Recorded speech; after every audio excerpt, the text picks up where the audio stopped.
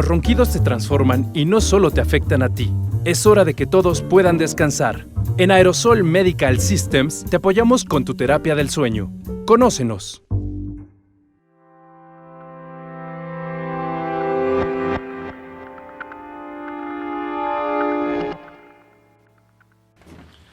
Muchas gracias. Buenas tardes a todos. Bueno, vamos a hablar entonces acerca de los trastornos del sueño y la calidad de vida en el paciente oncológico. Revisando un poco de epidemiología, no existe información suficiente acerca del impacto que tienen los trastornos del sueño en la población oncológica. Esto es porque lo que sí se tiene claro es que el fenómeno se encuentra subreportado, subidentificado y además subtratado. Se calcula que entre el 25 al 60% de los pacientes oncológicos van a presentar trastornos del sueño en algún momento del proceso de enfermedad. El doble que es el que presenta la población general. De este 25 a 60%, 20% sí van a desarrollar el insomnio como un trastorno, siendo este el trastorno del sueño con mayor prevalencia. Y asimismo la prevalencia va a estar relacionada a la fase del proceso oncológico en que se encuentre el paciente. Se ha identificado también que las alteraciones en el sueño van a tener un movimiento bilateral en relación al estrés, porque por su lado el sueño se va a alterar como una forma de respuesta al estrés, pero al mismo tiempo el estrés va a impactar en la calidad de sueño y en el funcionamiento del sueño. Entonces, bueno, dentro de lo que se ha identificado como factores predisponentes, tenemos que hay una factores que influyen, por ejemplo, es la vulnerabilidad que tiene la persona a desarrollar insomnio. Al igual que otro tipo de patologías del espectro mental, si ya se tiene el antecedente de problemas en el dormir, las posibilidades de que estas alteraciones se presenten en el periodo de enfermedad oncológica van a ser mayor. Otro factor de riesgo o predisponente es el hecho de ser mujer. Las mujeres van a tener hasta un 40% más de riesgo de presentar alteraciones del sueño que los hombres. Esto es particularmente importante en cáncer y particularmente en cáncer en México porque el 80% de los padecimientos oncológicos de cáncer en nuestro país es cáncer de mama y es en mujeres. Menos del 0.3% del cáncer de mama se presenta en la población masculina. Entonces, esto hace que el número de pacientes sea muy significativo.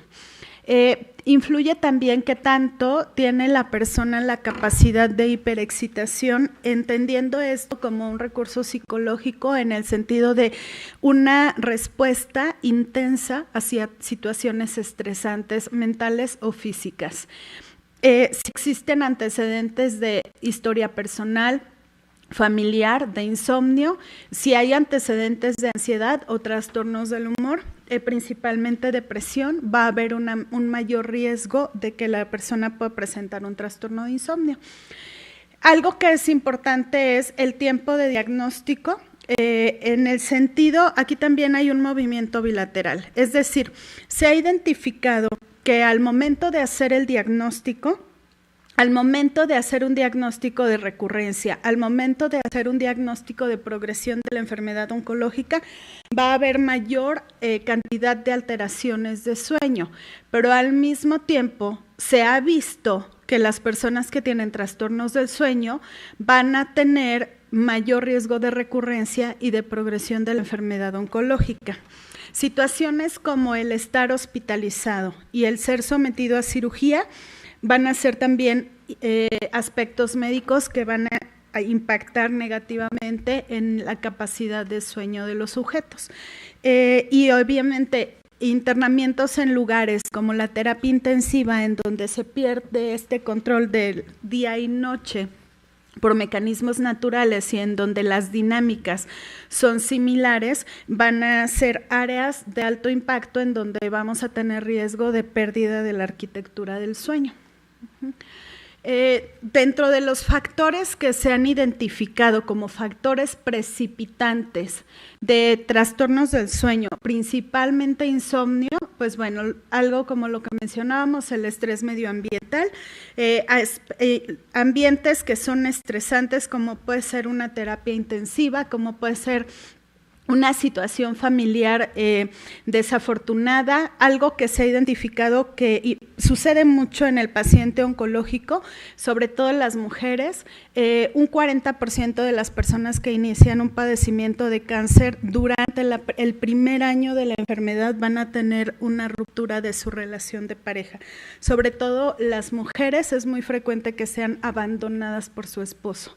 Si en el proceso oncológico se da la muerte de un miembro de la familia, esto va a significar un factor estresante sumamente intenso para las personas y va a impactar primordialmente en la calidad del sueño, por aspectos que tienen que ver con estar rumiando la posibilidad de la propia muerte y el evaluar de manera cognitiva distorsionada la posibilidad de morir.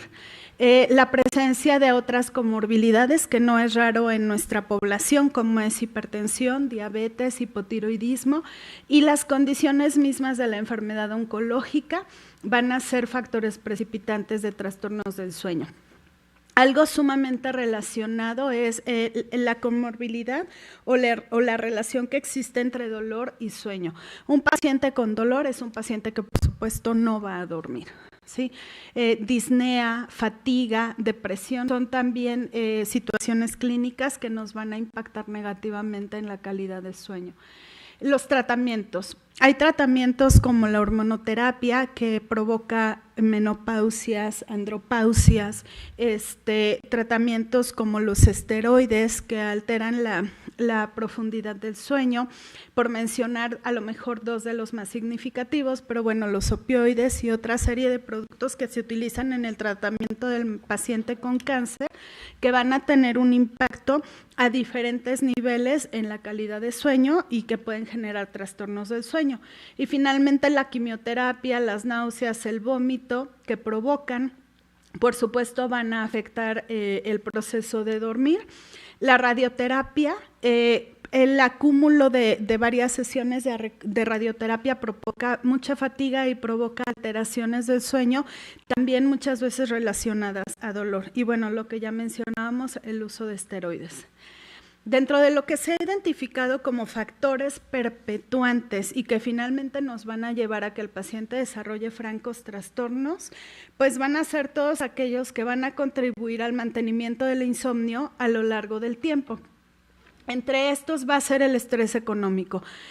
Los tratamientos oncológicos, además de que son muy largos, son muy caros y esto hace que la gente tarde o temprano termine viéndose afectada económicamente, además de que el paciente, al menos durante el primer año de tratamiento, pasa más tiempo en el hospital que en casa, lo cual les impide poder ser económicamente productivos. Las situaciones de disfunción familiar que se generan, ya que muchos miembros de la familia o cuando menos un miembro de la familia tiene que renunciar a su estilo de vida como lo tiene acostumbrado, se rompe la estructura familiar y esto también va a impactar en el paciente negativamente en sueño.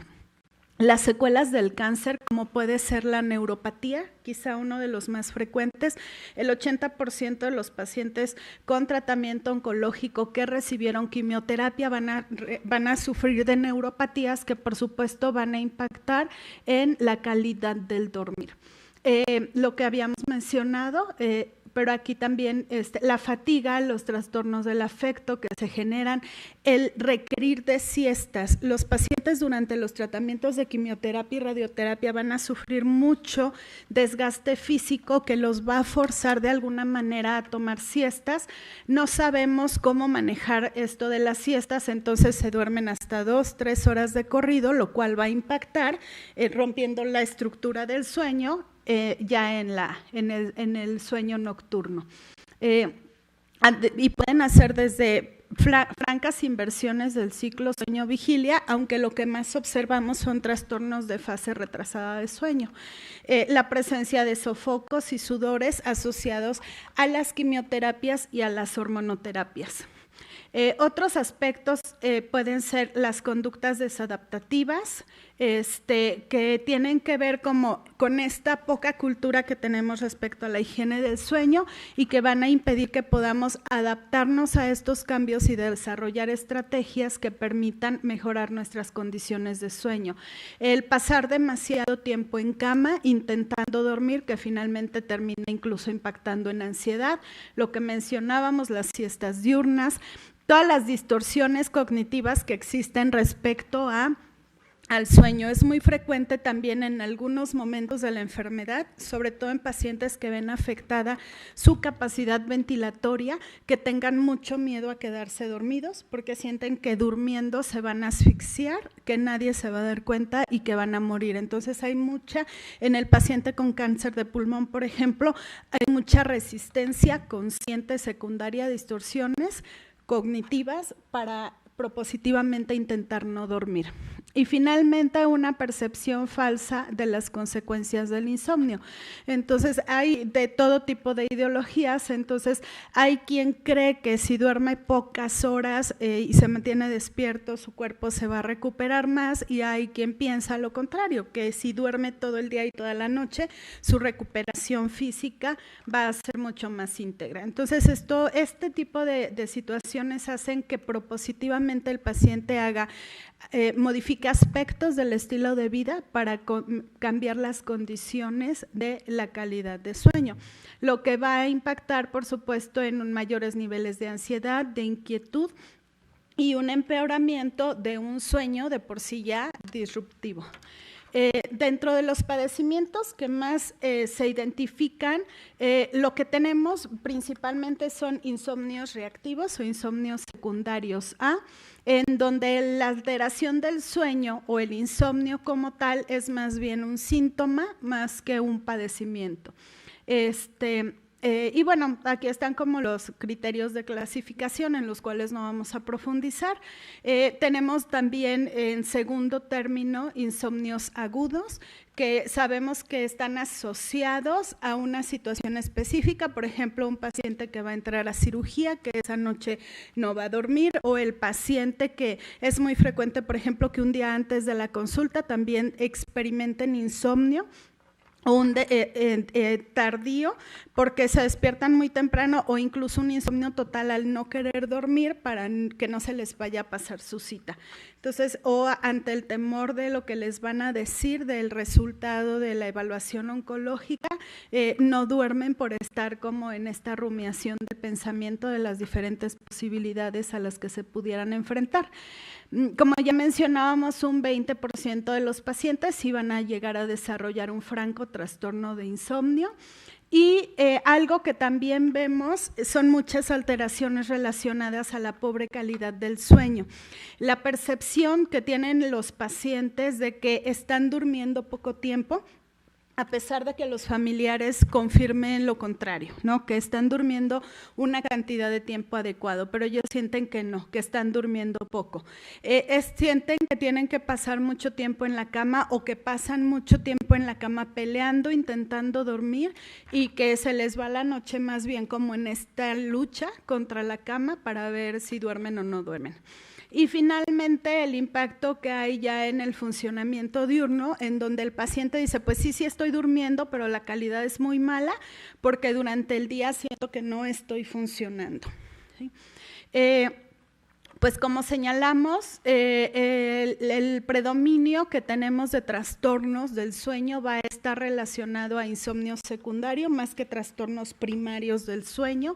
Y algo aquí que es importante es que lo que sí se tiene bien identificado es que una persona que no duerme bien en términos oncológicos va a tener un impacto negativo en dolor, va a aumentar la percepción de fatiga, va a aumentar las alteraciones del afecto, Y bueno, si esto agregamos el uso de algunos medicamentos que son frecuentes como los que ya mencionamos, pues bueno, las condiciones se van a dar para que este insomnio secundario no quede como algo reactivo, sino sí se vaya a un trastorno.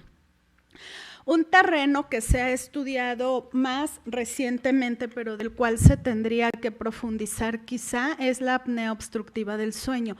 En donde más se ha estudiado es en lesiones de cabeza y cuello, en donde por fallas mecánicas los pacientes van a presentar este tipo de trastornos. En México, pues bueno, nuestra población que sabemos que tiene altos niveles de obesidad. Entonces, las consecuencias secundarias a la apnea obstructiva en lesiones de cabeza y cuello pues van a ser fallas respiratorias, síndrome de estrés respiratorio agudo, un mayor riesgo de neumonía e incluso un incremento en el riesgo de infarto de miocardio.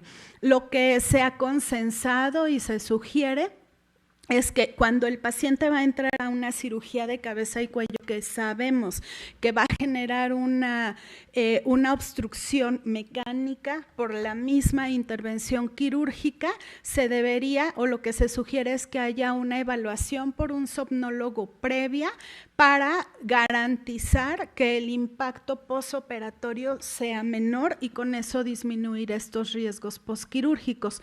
Desafortunadamente en México esto no se hace en la proporción que debería realizarse.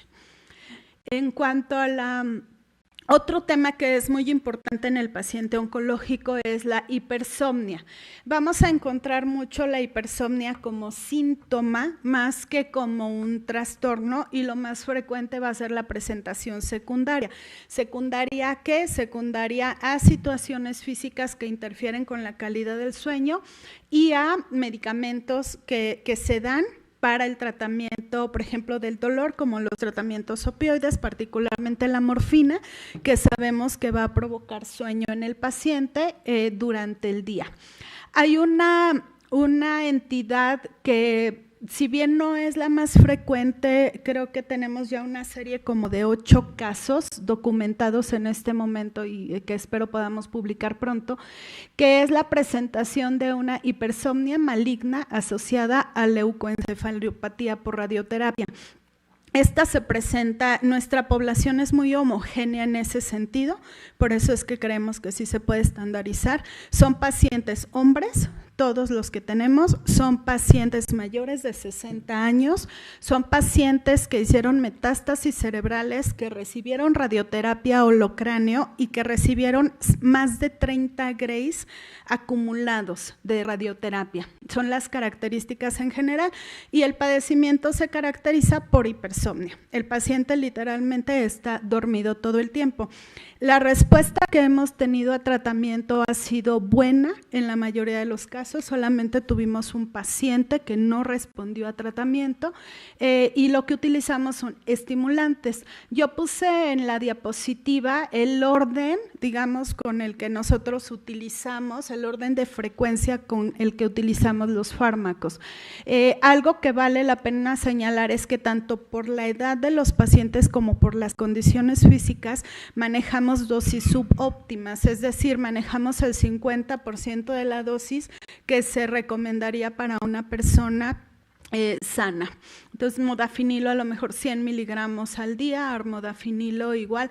Algo importante a señalar es que con el armodafinilo hemos tenido 2 casos de distonía de torsión en los pacientes, aún con dosis bajas. Y algunos, cuando hay esta situación de aspectos afectivos relacionados, pues nos funcionan bien los antidepresivos, principalmente venlafaxina y desvenlafaxina. En cuanto a aspectos neurobiológicos, solo voy a señalar, no voy a hablar de la neurobiología como tal, del circuito neurobiológico, simplemente mencionar que todavía es desconocido y que se sabe que es multifactorial el impacto que va a haber en la neurobiología del paciente.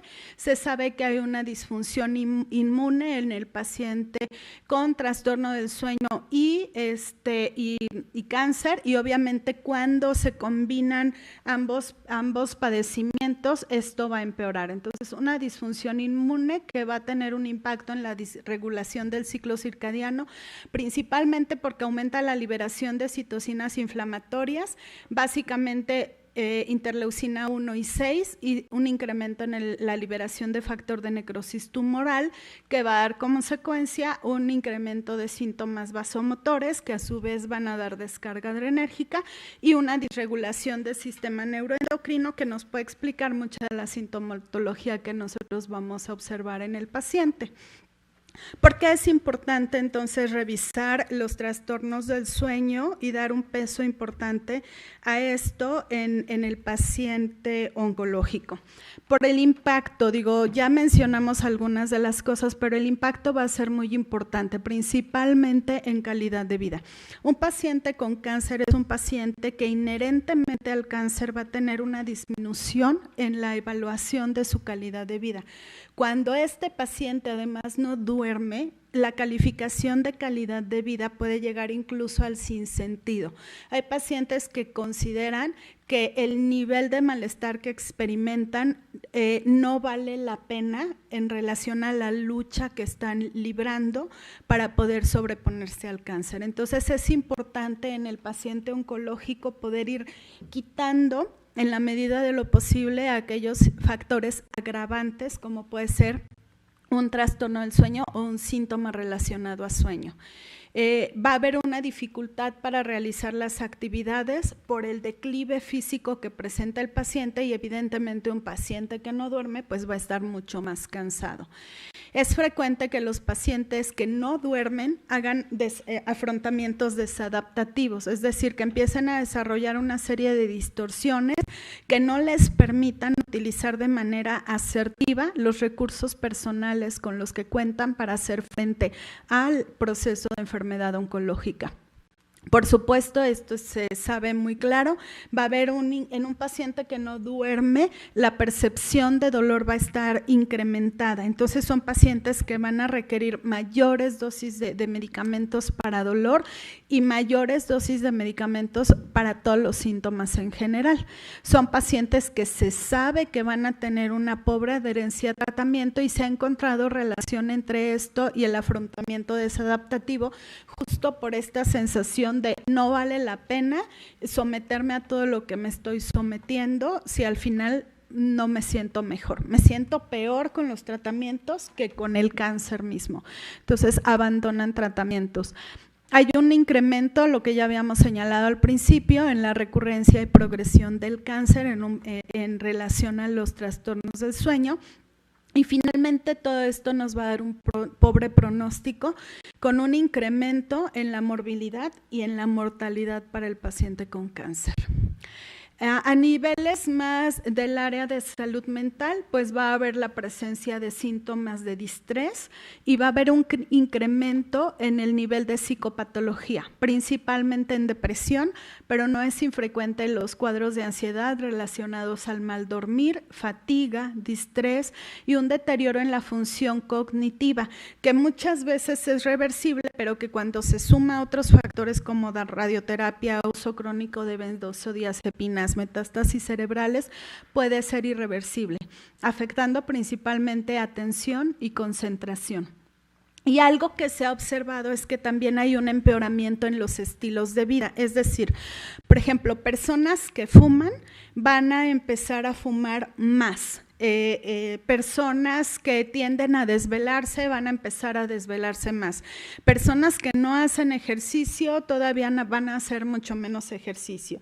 Que comen mucho van a aumentar la necesidad de comer. Entonces, y esto se ha visto relacionado a la mala calidad de sueño y a cuestiones afectivas en el paciente oncológico. Dentro del abordaje farmacológico, lo que se ha visto es que aproximadamente el 25% de los pacientes oncológicos tengan o no síntomas de sueño, tengan o no un trastorno del sueño, van a usar de manera temporal o crónica medicamentos sedantes o hipnóticos. algo que es muy importante al momento de tomar la decisión del abordaje farmacológico es el control de las interacciones farmacológicas. En ese sentido, estamos desde el área de salud mental muy limitados porque realmente son muy pocos los productos que podemos utilizar de manera segura en el paciente oncológico. Realmente nuestra cartera es muy limitada. Dentro de los antidepresivos, lo que en nuestra experiencia personal, y no está basada en una guía clínica, de hecho hemos buscado guías clínicas de manejo del sueño en el paciente oncológico, y de pronto en oncología hay algunos capítulos, pero realmente desde salud mental no hay nada. Entonces esto va más como en función de experiencia, acceso y demás. Entonces, dentro de los antidepresivos que más utilizamos tenemos la mirtazapina, el citalopram como medicamentos. No podemos tener acceso a medicamentos, por ejemplo, como doxepina, que en algún momento era de primera línea para trastornos francos, por las interacciones que tiene. Pocas veces podemos recurrir a tricíclicos. En segunda línea nos vamos más a antipsicóticos, es lo que utilizamos por la cronicidad a veces del uso o por las condiciones de los pacientes, y aunque se sabe que no hay un impacto agudo en el metabolismo, por ejemplo, con el uso de olanzapina, hay mucha satanización de pronto por los médicos oncólogos que no permiten que se utilice este medicamento. Entonces lo que más utilizamos es quetiapina, en segundo lugar olanzapina, quizá en un tercer lugar aloperidol. Claro que esto se invierte dependiendo de las comorbilidades, si el paciente tiene delirium, si el paciente tiene ansiedad, o sea, eso ya nos va a ir marcando las líneas de prioridad del tipo de fármaco que vamos a utilizar. La pregabalina es un medicamento que se utiliza mucho en el paciente oncológico por la neuropatía, porque es un medicamento que utiliza clínica del dolor para diferentes tipos de dolores axonales y somáticos. Entonces también es un recurso que a veces solo modificamos dosis para alcanzar la dosis hipnótica. El grupo de los medicamentos Z realmente es de poco acceso para nuestros pacientes por el costo. Muy pocos pacientes pueden sostener un tratamiento, aunque sea para tratamiento reactivo. De pronto comprar su cajita de 10 tabletas no les es viable. Las benzodiazepinas no es un medicamento que utilicemos mucho. Cuando llegamos a usarlo, lo usamos en insomnio reactivo como tratamiento de rescate, y la población es muy sensible al medicamento. Las dosis que llegamos a utilizar son de 3 a 5 gotas en promedio, con buen resultado. El abordaje no farmacológico es una herramienta muy útil para el paciente oncológico. Nosotros tenemos la fortuna de contar con un espacio que está a un costado del Mercado de Flores, que es el Centro de Apoyo Integral para el Paciente Oncológico, el CAI, en donde se maneja medicina integrativa. En este centro tenemos acupuntura, tai chi, arteterapia, se les dan terapias ocupacionales, meditación, yoga, mindfulness. Entonces, esto se utiliza mucho también, lo utilizamos mucho como recurso para manejo del sueño. Obviamente, el abordaje multimodal es muy significativo en el paciente, ya que al ser muchos padecimientos de orden reactivo, nos vamos por la línea de lo no farmacológico como primera opción y dejamos la opción farmacológica como una segunda opción para aquellos casos que no responden. Por supuesto, estrategias de higiene del sueño, psicoeducación en el dormir, el control de estímulos, restricción del sueño, es decir, siestas no mayores de 20 minutos, las terapias de relajación, el ejercicio estructurado. De esto hay ya incluso mucha evidencia científica de que técnicas de ejercicio estructurado van a ayudar y mejorar la calidad de sueño. Medicina complementaria, Por ejemplo, hay muchos estudios del uso de melatonina en unidades de terapia intensiva, el uso de dexmedetomidina durante el transoperatorio, que son alternativas farmacológicas o no propiamente para, en el caso de la dexme para el trastorno del sueño, pero que se ve que impactan positivamente en que no se dé esta disrupción anticipada, que ya esperamos de manera anticipada. Y finalmente estas líneas que están muy de moda en el manejo del paciente oncológico en las escuelas americanas, que es pues la medicina integrativa, que de alguna manera cubre todo esto. Y pues bueno, esto sería todo de mi parte. Gracias.